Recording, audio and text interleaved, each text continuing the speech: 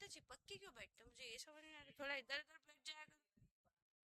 हाँ तो बस तुम इधर बैठ जाया करो। वो देखो वो पहले ही चले गया। चलो। हाँ।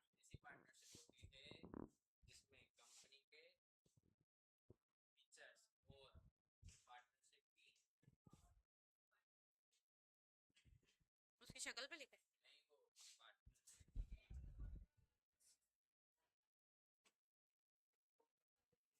Thank you.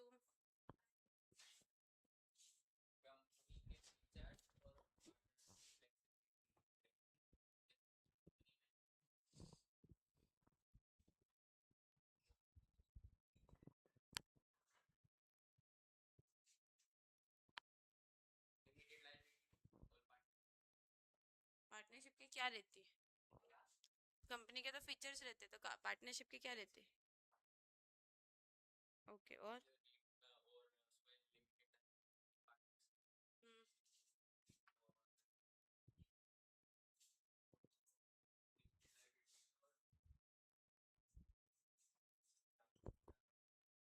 अच्छा सुनो, मत बता पाओ कोई बात नहीं, नहीं बता पा रहे हो तो अब एडमिशन हो गया?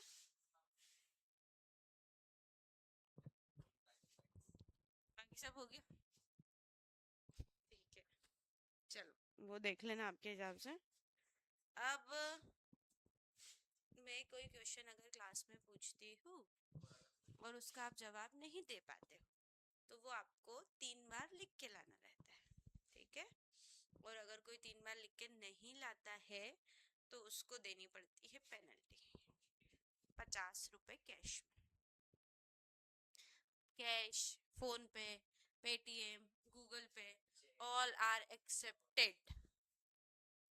ठीक है, समझ में आ गया? तो वो तो ऐसे ही होता है, कोई भी क्वेश्चन में किसी से भी पूछते तो सबको ये, मतलब मैं बोल नहीं पाता हूँ, मुझे याद आ रहा है, what ever the situation, I don't know, and also I don't care. ठीक है, तुमसे मैंने क्वेश्चन पूछा, तुमने नहीं बताया, तो कितनी बार लिख के लाना है? 3 बार। अब अगर क्वेश्चन में से आपने 10-20% कुछ बता दिया तो वो 2 बार लिख के लाना है। 60-70% तक बता दिया तो फिर 1 बार लिख के लाना रहेगा। ठीक है, और अगर आप होमवर्क करके नहीं लाए हो तो कितने रुपए पेनल्टी? 50 रुपए। ठीक है, कैश में, गूगल पे, फोन पे सब फॉर्म्स में चलते हैं।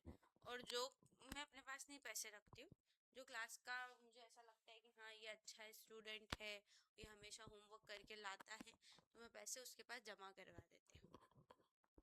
ठीक है, फिर पैसे जमा करने के बाद फिर क्या होता है? नहीं, अब उससे क्या करेंगे क्या नहीं करेंगे वो तो बाद में बताएंगे, अब रोज पूरा रूल एक साथ थोड़ी बता सकते हैं, है ना? एक एक करके रूल, इसलिए तो मैंने पूछा। इतने दिन से मैं रूल, वैसे भी ये होमवर्क वाला रूल 8 से 10 दिन की क्लास हो जाती है उसके बाद बताती हूँ। फिर अब जब टेस्ट लेंगे ना तो टेस्ट का रूल बताएंगे। डन। तो आज तो मैं बताना, वो क्यों बताएगा?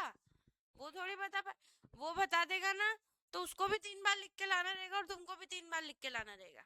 समझ रहे हो? सीधी सी बात है। यहाँ पे थोड़ी भाई भाई भाईचारा चलेगा कि भाई तूने नहीं बताया तो चल मैं बता देता हूँ, तू नहीं कर रहा तो चल। तो एक, अरे वो सब तो ठीक है, हाँ बोलो। इतना समय थोड़ी दिया जाता है। अगर मैंने एक क्वेश्चन पूछा और एक जने को 5 मिनट का समय दे दिया तो मेरी तो क्लास का समय यूं ही खत्म हो जाएगा, है कि नहीं? हद हो गई यार, मतलब। चलो शुरू करते, कल अपन ने क्या पढ़ा था? Types of company, 14 types of company हो गई थी अपनी पूरी कंप्लीट। नेक्स्ट टॉपिक पढ़ते हैं हम, प्रमोटर।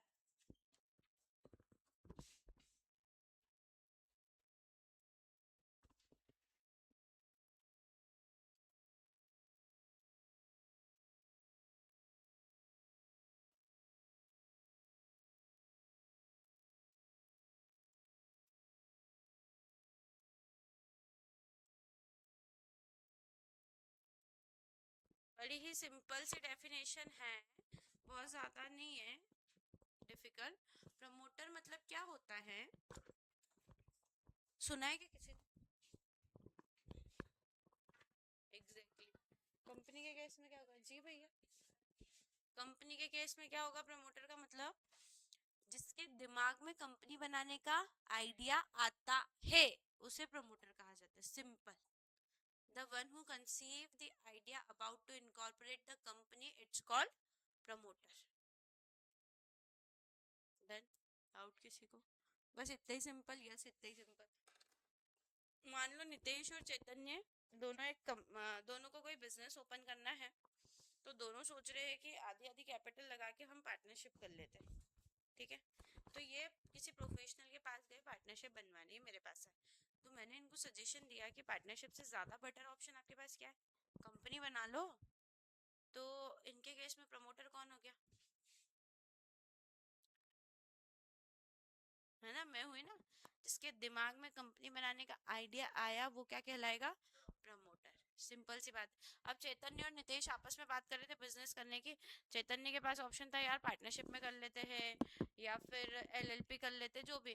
तो नितेश ने उसको बोला यार एक काम करते, पार्टनरशिप इनको छोड़, अपन तो कंपनी बनाते हैं, लॉन्ग टर्म में बहुत बेनिफिशियल रहेगी। अब प्रमोटर कौन है, क्लियर है?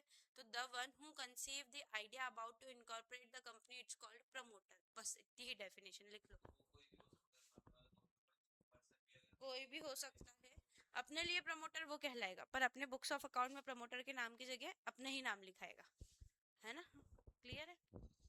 The one who conceive the idea about to incorporate the company, the one who conceive the idea, the one who conceive the idea about to incorporate the company,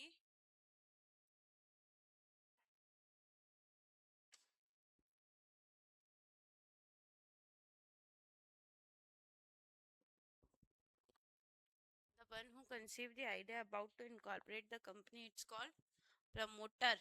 clear है?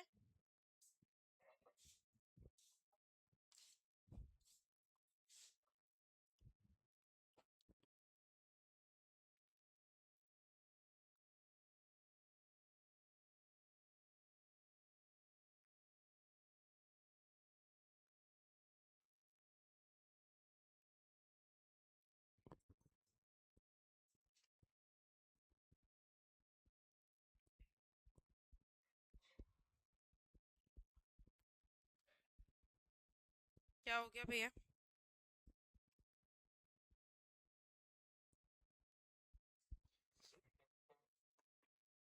क्या भैया, क्या हुआ मृदुल, आवाज नहीं आ रही है? फिर से बोलो और थोड़ा आराम आराम से बोलो।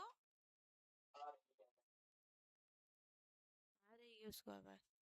ठीक है, ओके, चलो।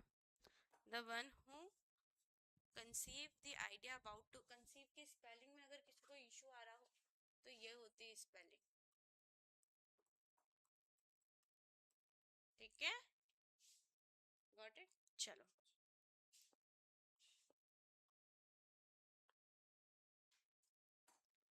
अब हम पढ़ेंगे बड़ा ही इम्पोर्टेंट सा टॉपिक, प्रोस्पेक्टस। अच्छा ये वर्ड सुना है क्या पहले अपन ने कोई डेफिनेशन में? कौन सी डेफिनेशन में सुना है?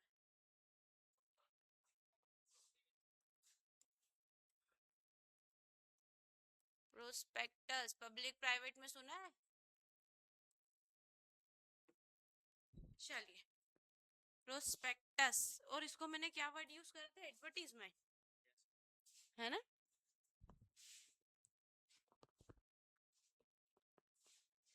मीनिंग भी बताया नहीं बताया था, और बोला था बाद में बताऊंगी, बोला था ना ये।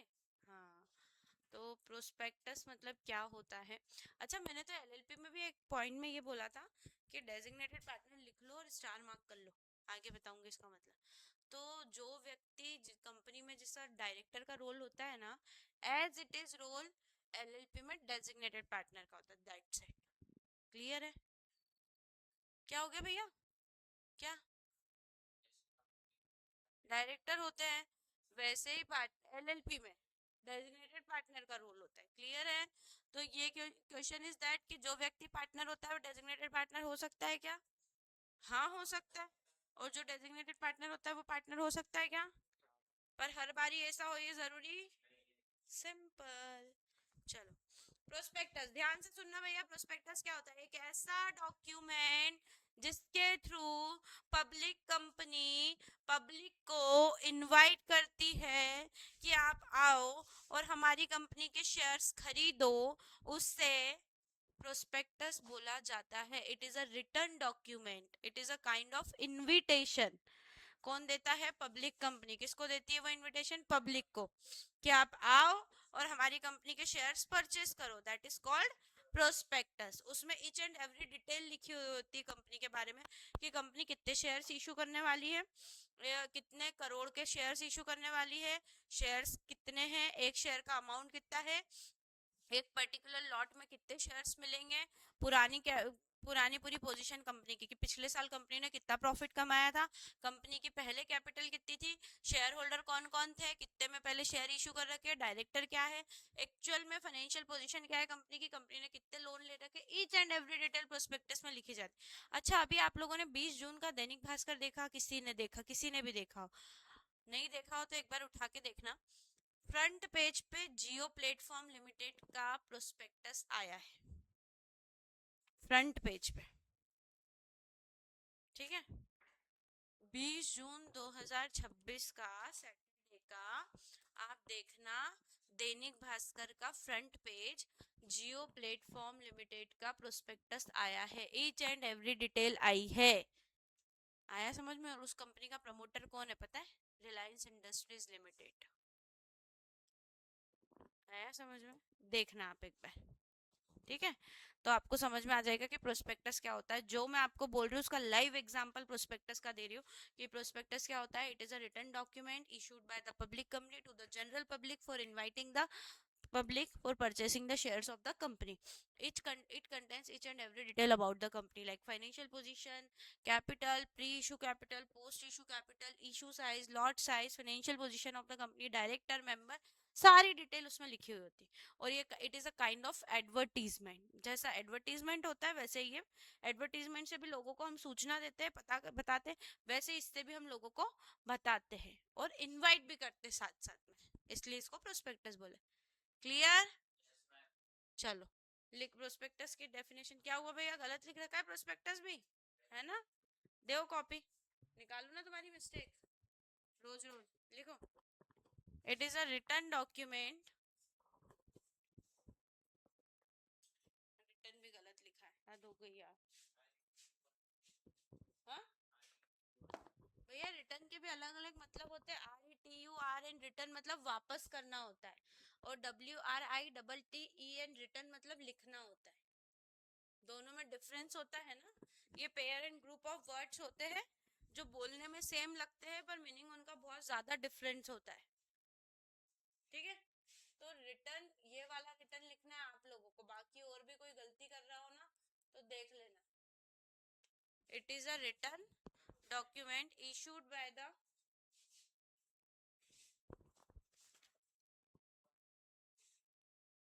it is a written document issued by the public company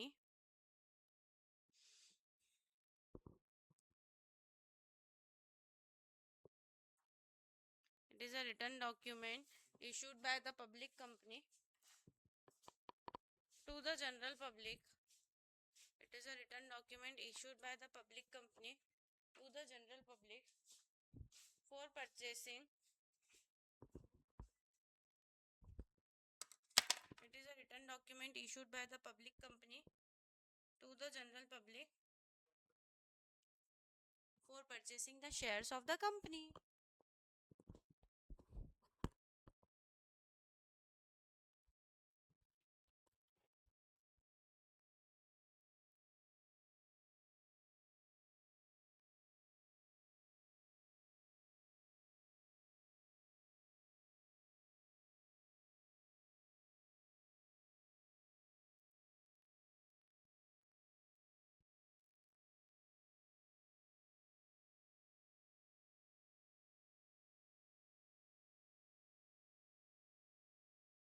It is a written document issued by the public company to the general public for inviting the, क्या लिखा है? It is a written document issued by the public company for purchasing the share of the company. ठीक है? It contains each and every detail about the company and it is a kind of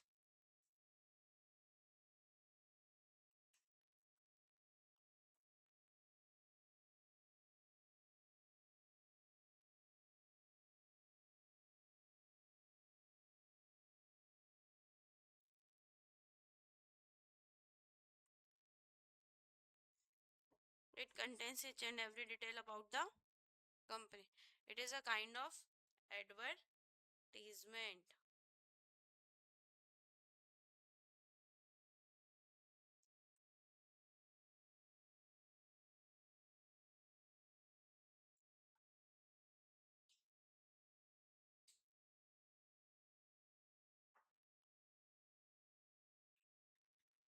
ठीक है? लिखो, it contains each and every detail about the company. लिख लो, it is a kind of advertisement. लिखो for example, इसमें क्या क्या रहता है वो लिखो. For an example,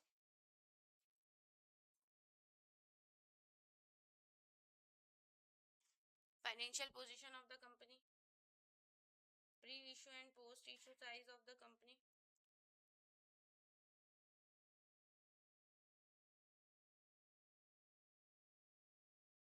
financial position of the company, pre issue and post issue capital of the company,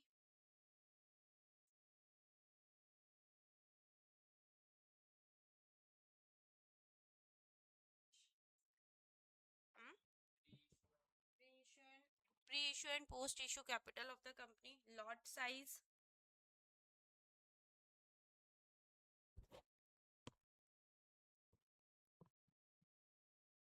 ठीक है? Pre-issue and post-issue capital of the company, lot size, directors detail, members detail,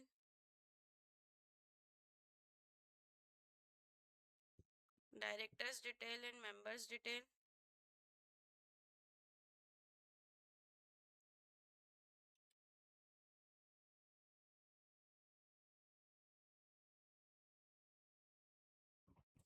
ठीक है?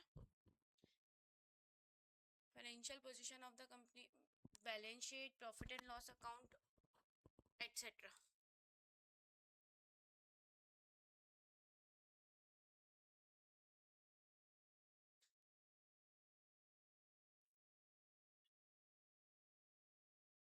Balance sheet and profit and loss account,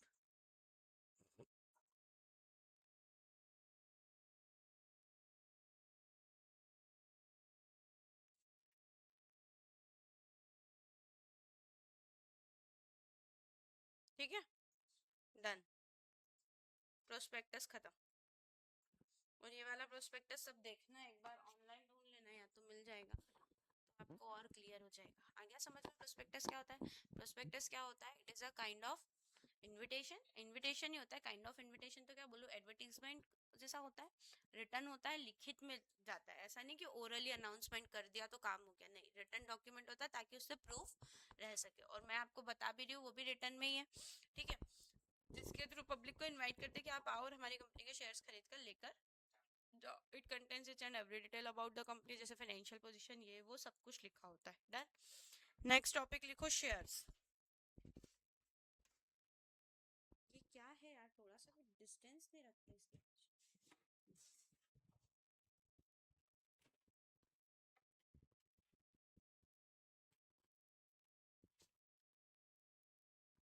ये क्या था? मैंने तो इतना चलाया भी नहीं. अपनी मर्जी से चलता है क्या? ज्यादा स्मार्ट नहीं है? ओवर स्मार्ट है, सही में भी ओवर स्मार्ट है. चलो बताओ. अब ये 3 डॉट ही लग गए और कुछ नहीं.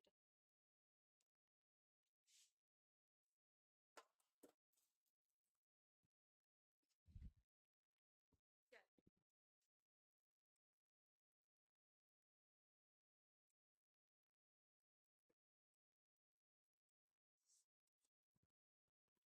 शेयर्स.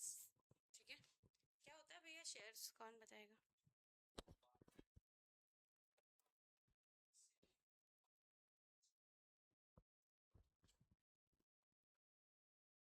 अब ये क्या अपने आप चालू हो जाता है यार, पता नहीं क्या क्या चाल।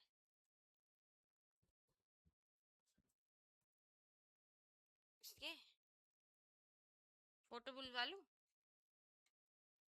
क्यों, क्या काम है इसकी शक्ल देखने? मृदुल, तुम्हारा नंबर है ना, ग्रुप में से गीतांश को ढूंढ लेना और उसको अपना फोटो भेज देना, उसको तुमको देखने की इच्छा है।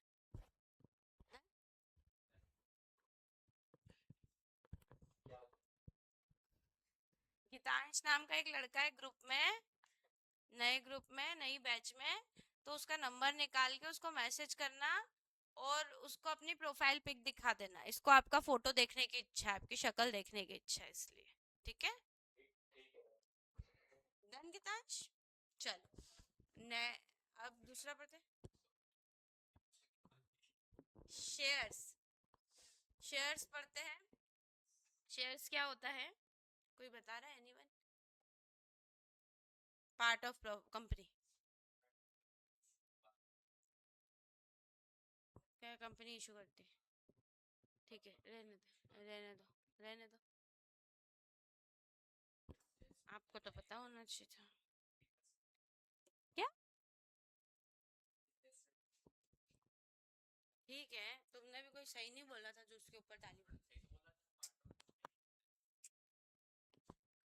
चलो, कैपिटल हम सबने पढ़ा, पढ़ा था कि नहीं पढ़ा था? मैं पढ़ा लूँ अब?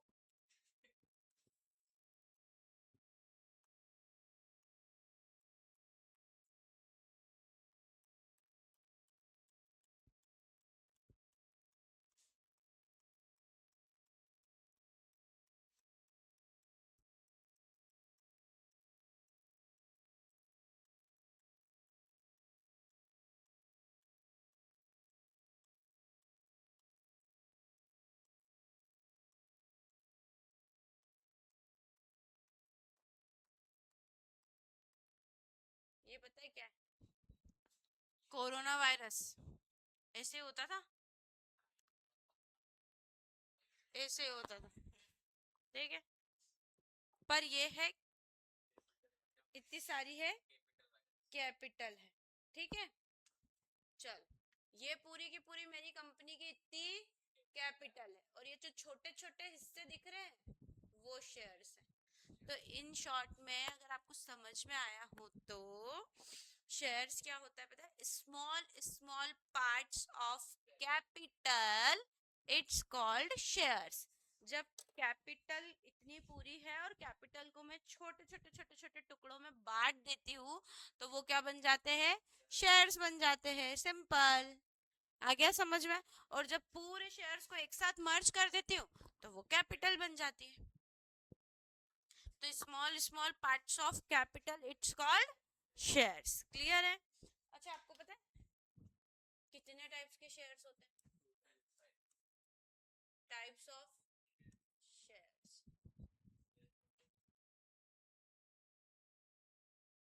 कौन से होते हैं?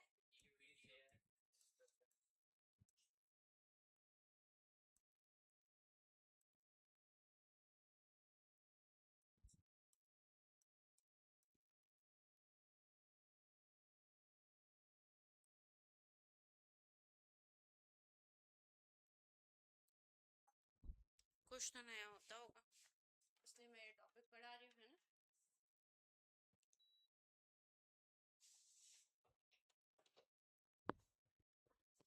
मैंने एसी बंद करा, कुछ तो नया होता होगा। चलो,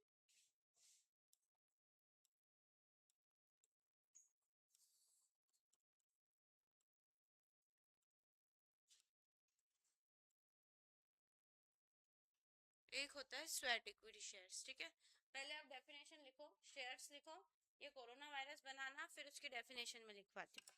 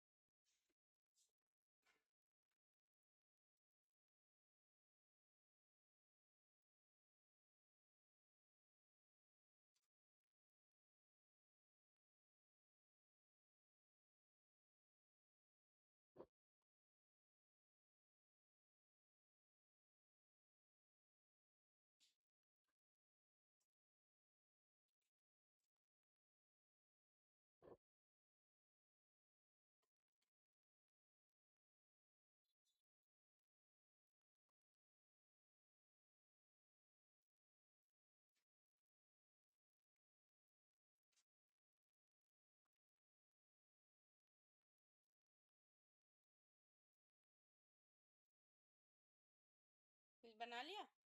कोरोना वायरस, कैपिटल वायरस बना लिया पूरा? डेफिनेशन लिखो, small small parts of the capital. जी,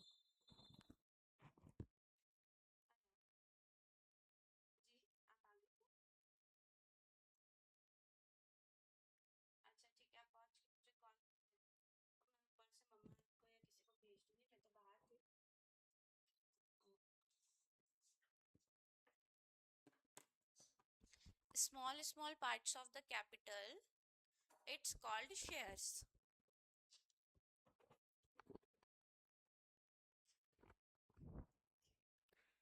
देखो फॉर एन एग्जांपल, कैपिटल आपकी है,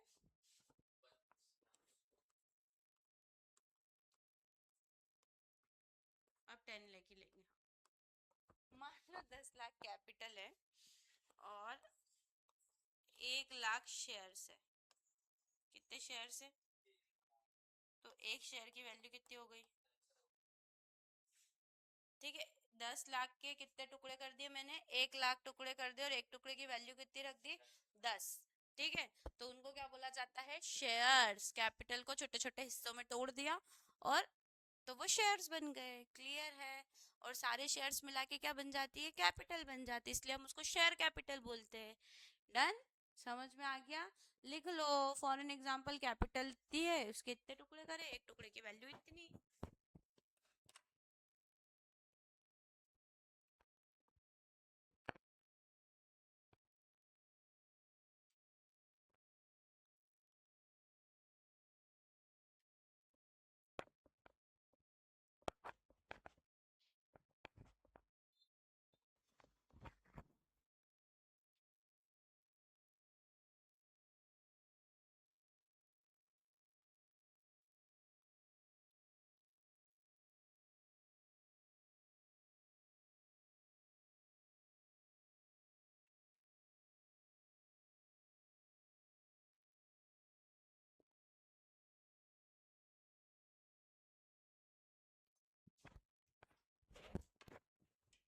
चलो शुरू करते हैं। अच्छा, अब लिख लो टाइप्स ऑफ शेयर्स और तीनों के नाम लिख लो।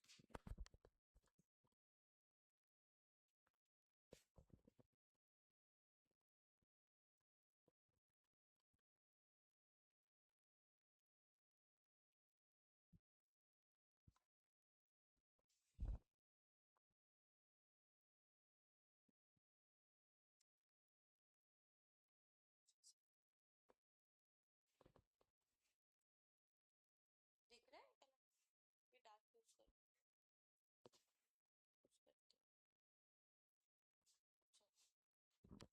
इक्विटी शेयर्स और प्रेफरेंस शेयर्स। ठीक है, आ जाओ। इक्विटी शेयर्स क्या होता है? Preference shares. ध्यान से सुनना, याद है क्या? किसी को पता है? इक्विटी शेयर और प्रेफरेंस, हाँ,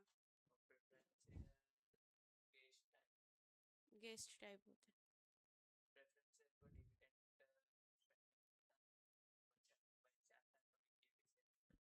हाँ ठीक है, चलो अपन एक एग्जांपल लेते हैं इक्विटी और प्रेफरेंस का। आप इक्विटी शेयर होल्डर होते हैं घर वाले, और प्रेफरेंस शेयर होल्डर होते हैं बाहर वाले। ध्यान से सुनना। अच्छा मुझे एक बात बताओ, आपने अपने यहाँ पे किसी को खाने पे बुलाया है, लोगों को, ठीक है, तो पहले खाना कौन खाता है? बाहर वालों को खिलाते हो, और जो बचता है वो घर वाले खाते हैं। यही होता है।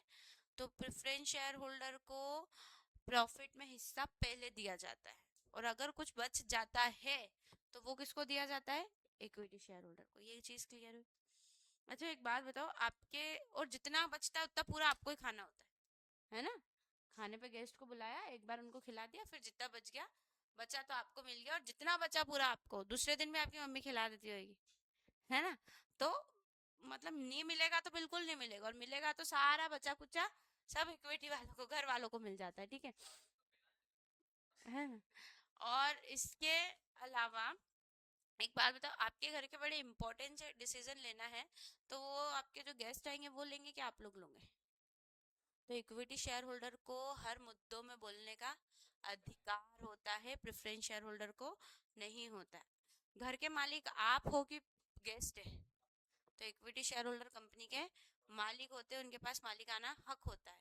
प्रेफरेंस शेयर होल्डर के पास मालिकाना हक नहीं होता है, वो सिर्फ आते हैं और अपना हिस्सा लेते हैं और चले जाते हैं। ठीक है।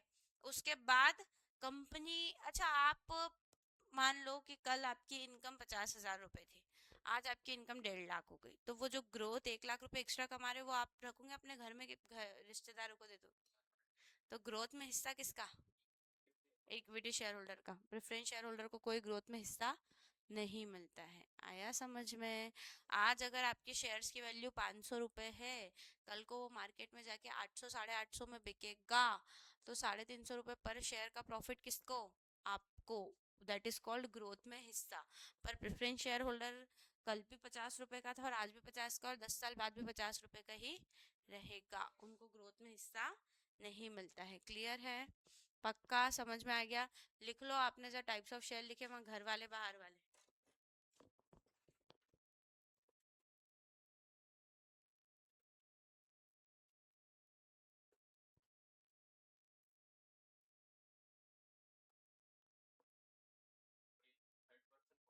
हम्म, होगा कोई ना कोई तो। चलो इक्विटी शेयर्स के बारे में लिखना चालू करते हैं। Equity share holders are the owner of the company.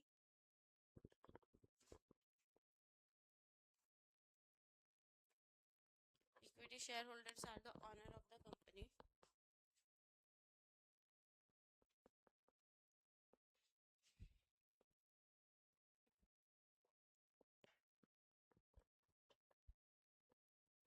Equity shareholder are the owner of the company. They do not receive dividend at a fixed rate.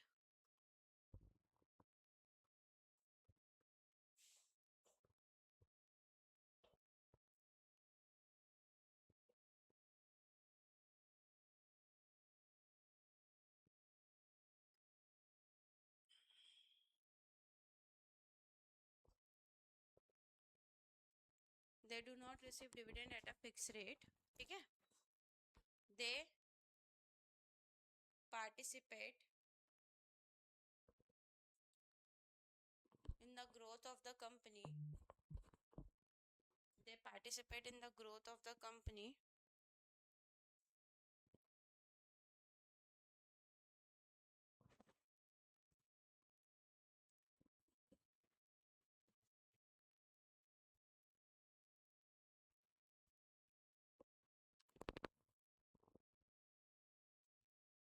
They participate in the growth of the company and they have voting rights. They have voting rights in every matter of the company. They have voting rights in every matter of the company.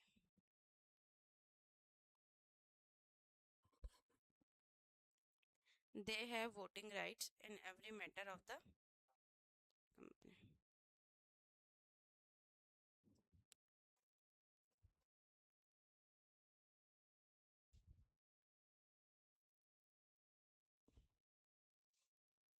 Done? They have voting rights in every matter of the company. अब preference shares लिखो।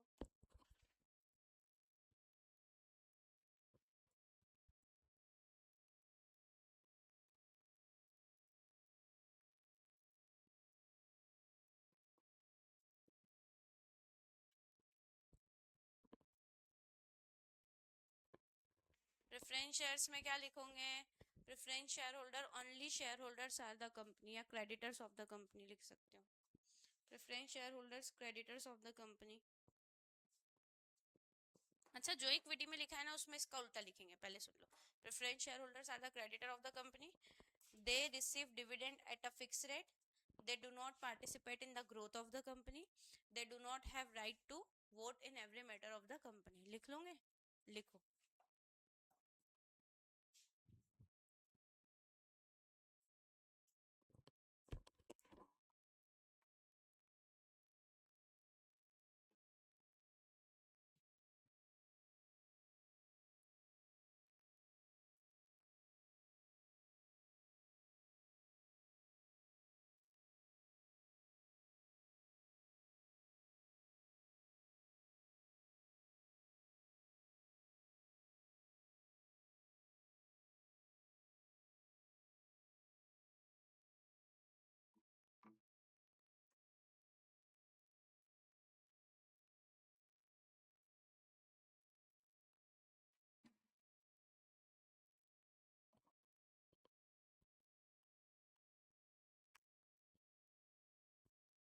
Preference shareholder are the creditors of the company. They receive dividend at a fixed rate.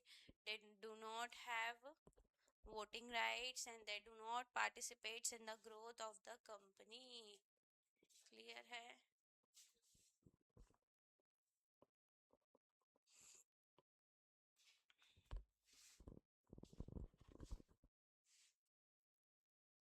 अच्छा, preference share holders को ना लिख लिया क्या?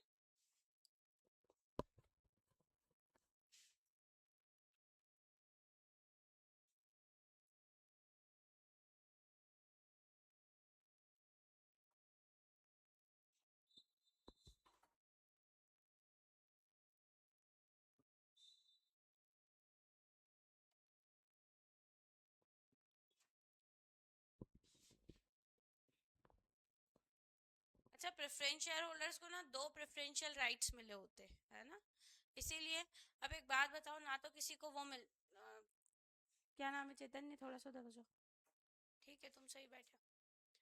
तो देखो, अब कोई पैसा लगा रहा है कंपनी में तो उसको एक सिक्योरिटी तो चाहिए ना, उसको ग्रोथ में हिस्सा मिल रहा है ना, उसको किसी मुद्दे पे बोलने का अधिकार मिल रहा है। तो उसको क्या दे दिया हमने? 2 प्रेफरेंशियल राइट्स दे दिए, इसलिए उसको प्रेफरेंशियल।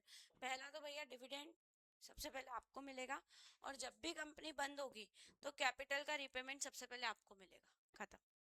इक्विटी वालों को बाद में देंगे, सब बचे, सब खत्म करने के बाद अगर बचेगा तो इक्विटी वालों को उनका पैसा रिटर्न करेंगे कैपिटल का, कंपनी बंद होते टाइम। पर अगर नहीं बचा तो नहीं देंगे। सबसे पहले किसको वापस करेंगे?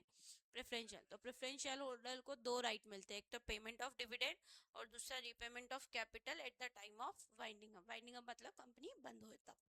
क्लियर है? लिखो। Preference share holders have 2 preferential, नीचे लाइन में लिखो भैया, यहीं से लिख लोगे क्या? Preference shareholders have 2 preferential rights. Preference shareholder have 2 preferential rights. First one is payment of dividend. Second is repayment of capital.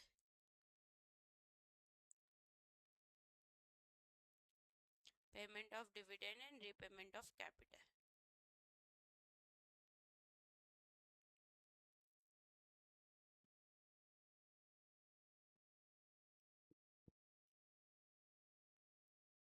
Payment of dividend and repayment of capital. Repayment of capital at the time of winding up. Repayment of capital at the time of winding up.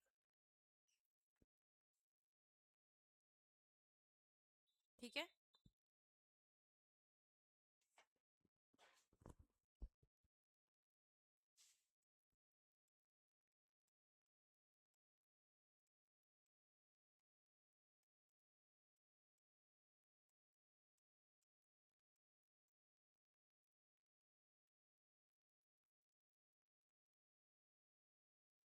Exactly.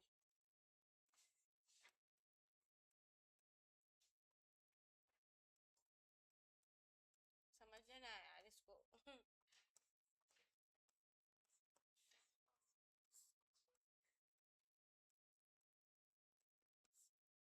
अंश है वो, वंश नहीं है।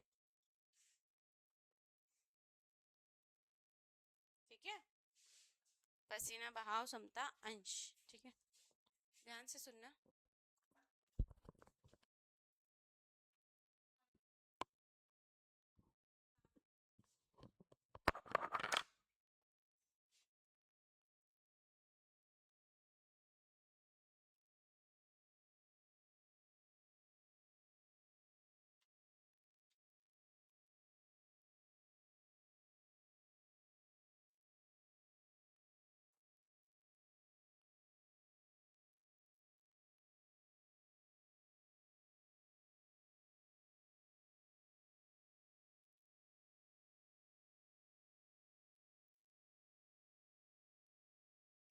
Hello, नीचे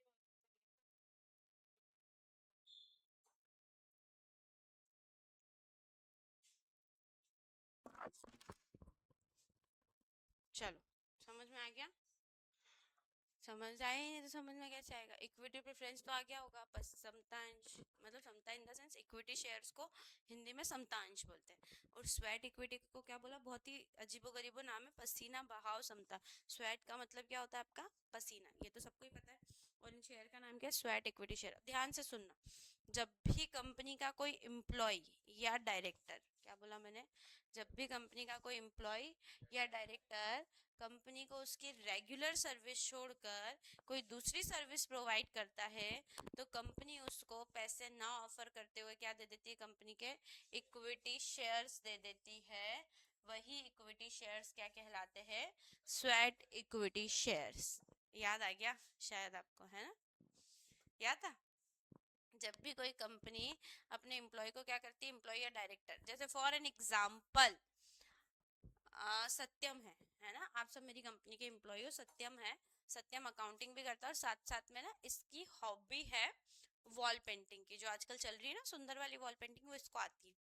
तो ये मुझे पता चला, मैंने इसको अपने कैबिन में बुलाया और बोला कि सत्यम, जो मेरी ये कैबिन की पीछे वाली वॉल है, इसको आपको पूरा क्या करना है, वॉल पेंटिंग करना है, ठीक है।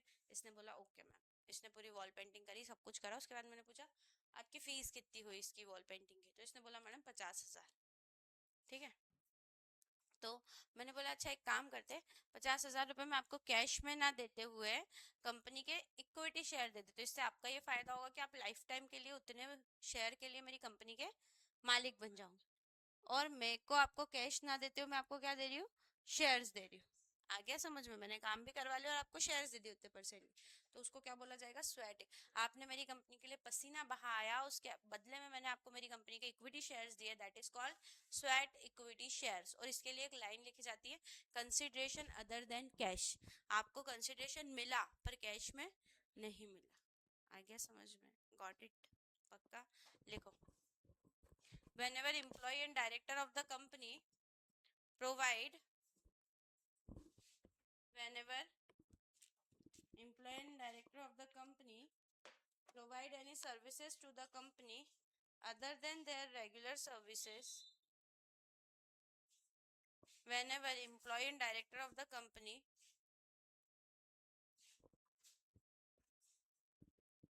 whenever employee and director of the company provide any other services other than their regular services,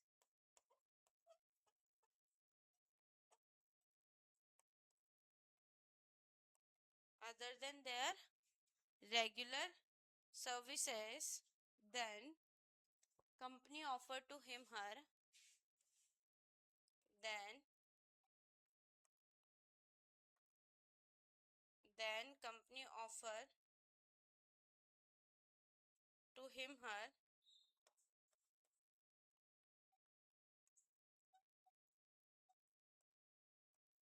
company offer to him her equity shares of the company, equity shares of the company, that is called, that is called sweat equity shares, that is called sweat equity shares,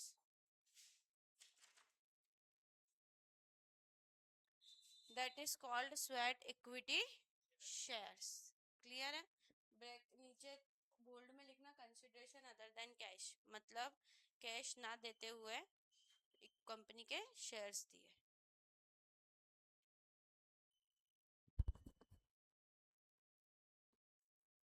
लिखा भैया, consideration other than cash,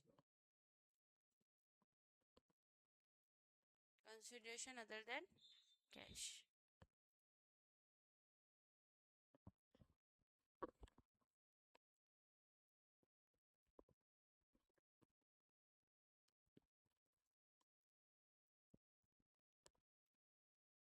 ठीक है, आ गया समझ में।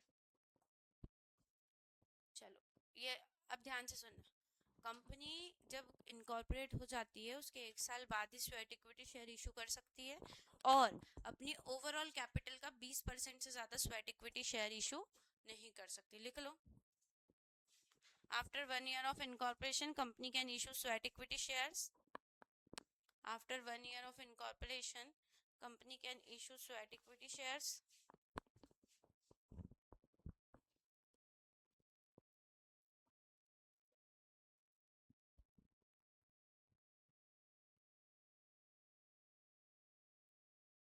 after 1 year of incorporation, company can issue sweat equity shares.